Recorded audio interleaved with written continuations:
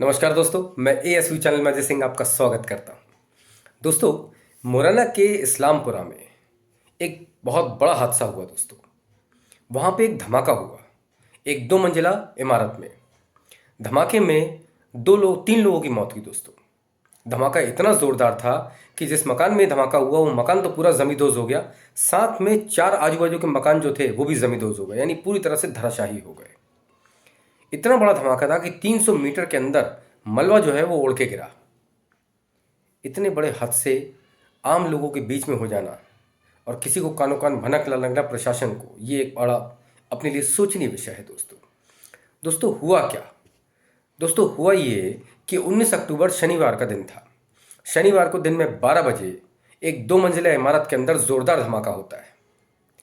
ये मकान जो है ये गजराज सिंह राठौर के नाम पे है दोस्तों। उन्होंने 3 साल पहले ये मकान जमील नाम के एक व्यक्ति को किराए पे दिया हुआ था, 10,000 रुपये महीना। जमील उस मकान के अंदर अपने परिवार के साथ रहता था, जिसमें उसकी पत्नी, बेटी और 2 बेटे थे।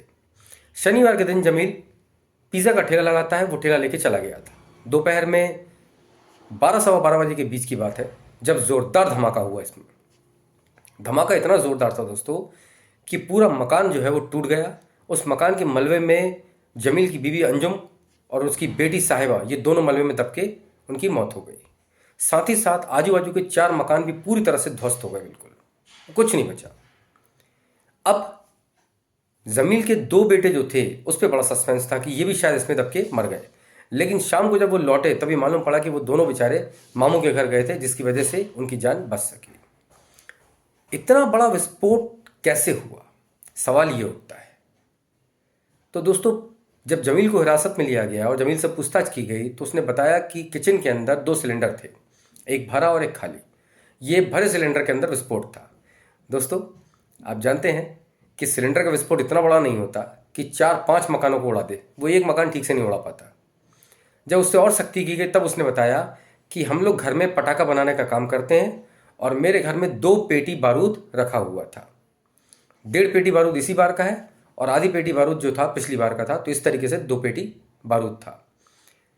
जब पड़ोसियों से बात की गई तो उन्होंने इस बात की पुष्टि की कि हाँ, इनके घर में पटाखा बनाने का काम होता है और हम लोग भी जाते हैं।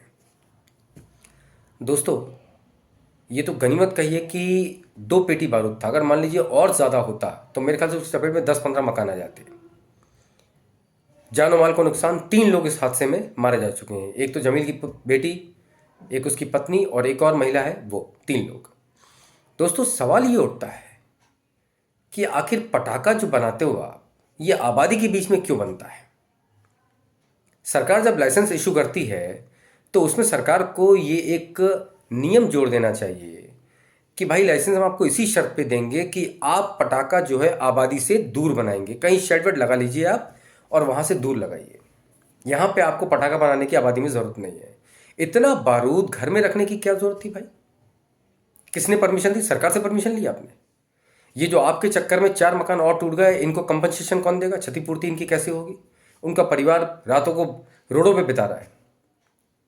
दोस्तों, इसमें कहीं ना कहीं जमील के साथ साथ सरकार भी दोषी है और वो लोग दोषी हैं जिनको जानकारी थी और उन्होंने पुलिस को नहीं बताया, इसलिए आज वो भुगत रहे हैं।